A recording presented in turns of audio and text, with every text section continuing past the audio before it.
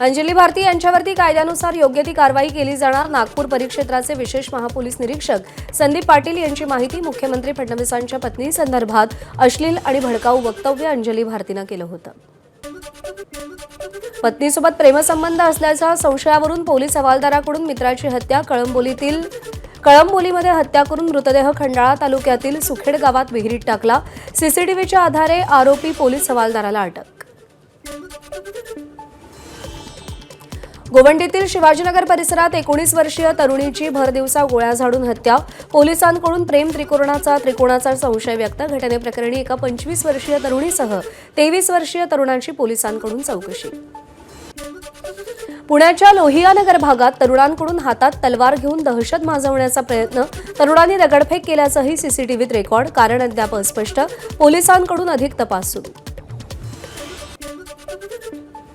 16 वर्षीय अल्पवयीन मुलीला बदनामीची धमकी देऊन 5 नराधमांकडून तिच्यावर वारंवार अत्याचार. अमरावतीच्या चांदूर रेल्वे पोलीस स्टेशनच्या हद्दीतली घटना. पीडित 3 महिन्यांची गर्भवती. आरोपींविरोधात पॉक्सो अंतर्गत गुन्हा दाखल. नागपुरात 15 वर्षीय अल्पवयीन मुलीवर सामूहिक अत्याचार. पीडित मुलीच्या कुटुंबियांनी दिलेल्या तक्रारीनंतर पोलिसांकडून एका आरोपीला अटक. इतर 2 आरोपी अल्पवयीन. पोलिसांकडून अधिक तपास सुरू. गडचिरोलीच्या मुलचेरा तालुक्यातील लोहारा येथील आश्रमशाळेतल्या 2 विद्यार्थिनींचा विनयभंग. सुभाष लांडे आणि संदीप फड या शिक्षकांनीच विनयभंग केला. मुलींनी दिलेल्या तक्रारीवरून आरोपी शिक्षकांविरुद्ध गुन्हा दाखल.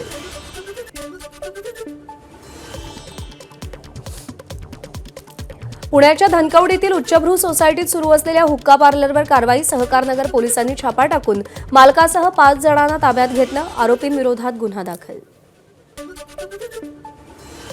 परभणी शहरातल्या विविध मंदिरांमध्ये चोरी. पोलीस चोरट्याला केवळ समज देऊन सोडत असल्यानं चोर पुन्हा सक्रिय. विविध मंदिरातील तांब्या पितळाच्या वस्तूंची चोरी. सततच्या चोऱ्यांमुळे मंदिरातील पुजारीही त्रस्त. तस्करी केलेलं सोनं वितळवून बाजारात विक्रीसाठी घेऊन आलेल्या दोघांना अटक. ईडीची कारवाई. बेकायदेशीरपणे सोनं वितळवण्याची संपूर्ण यंत्रणा उद्ध्वस्त. जवळपास 9 कोटी 22 लाख रुपयांचं सोनं जप्त.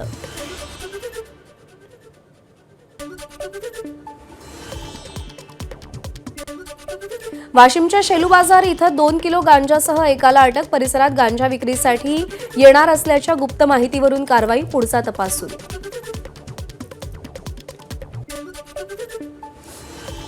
बुलढाण्यामध्ये अस्वलाच्या हल्ल्यात एकाचा मृत्यू तर 6 जण जखमी. किनवट तालुक्यातील दयाळ धानोरा शिवारातली घटना. शेतीला पाणी देताना अचानक आलेल्या अस्वलाचा शेतकऱ्यावर हल्ला. मदतीसाठी धावून आलेल्या शेतकऱ्यांवरही अस्वलाचा हल्ला. बीडच्या अंबाजोगाईतील खोलेश्वर मंदिर परिसरात महावितरणच्या ट्रान्सफॉर्मरला भीषण आग. बाजूला असलेल्या भंगाराच्या दुकानाला आग लागल्यानं संपूर्ण दुकान आगीत जळून खाक. मीरा भाईंदरमधील ओल्ड पेट्रोल पंपाजवळ मद्यधुंद चालकाच्या कारला अपघात. चालकाचं गाडीवरचं नियंत्रण सुटल्यानं कार डिव्हायडरला धडकून उलटली. सुदैवानं अपघातात जीवितहानी नाही. विरार पूर्वेकडील मनवेलपाडा संतनगर परिसरात तोंडरे हॉस्पिटलजवळ टँकर चालकाचा बेजबाबदारपणा.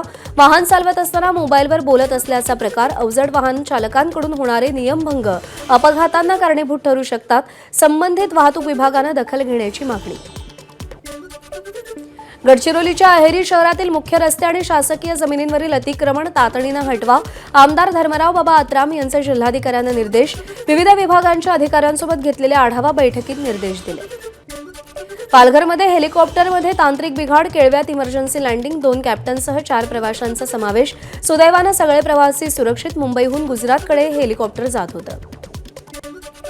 पनवेलमधील भाजप नेते जयम म्हात्रे यांना ईडीचा दणका. वनजमिनीचा अवैधरित्या ताबा घेऊन ती जमीन राष्ट्रीय महामार्ग प्राधिकरणाला हस्तांतरित करत मोबदला उकळल्याप्रकरणी ईडीची कारवाई. 18 कोटींची मालमत्ता जप्त.